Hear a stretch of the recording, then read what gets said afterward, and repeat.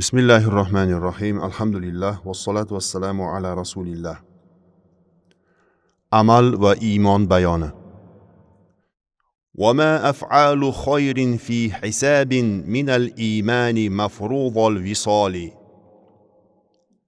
Ma'no jihatidan tarjimasi. Yaxshi ishlarning iymonga qo'shilishi farz qilingan bo'lsa-da, yaxshi ishlar hisoblashda iymondan emasdir. Nazmiy bayoni. Xayrli ishlar garchi erur farz, iymon juzlaridan hisob etilmas.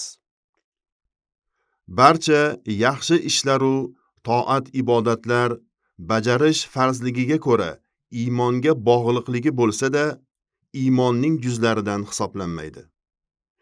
Iymon va amallar bir-birlaridan farqli narsalar deb qaraladi. Qur'oni Karimda ham ularning oralari ajratib bayon qilingan. Astaizu billah. Innallazina amanu va amilus solihat. Sadaqallohul azim. Albatta iymon keltirgan, yaxshi ishlarni qilgan. Baqara surasi 277-oyat. Ushbu oyatda yaxshi amallarni qilish iymon keltirishga atf qilib keltirilgan.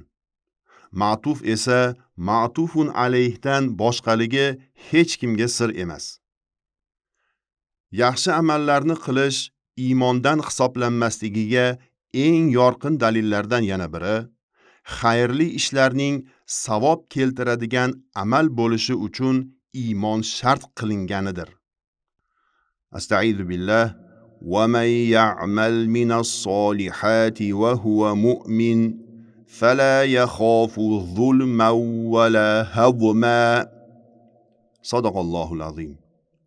Kimki mo'min bo'lgan holda ezgu ishlarni qilsa, bas u zulmdan, qilmagan gunohlarga javob berishdan ham, kamayishdan, savobi to'la berilmay qolishdan ham xavfsiramas. Toha surasi 112-oyat.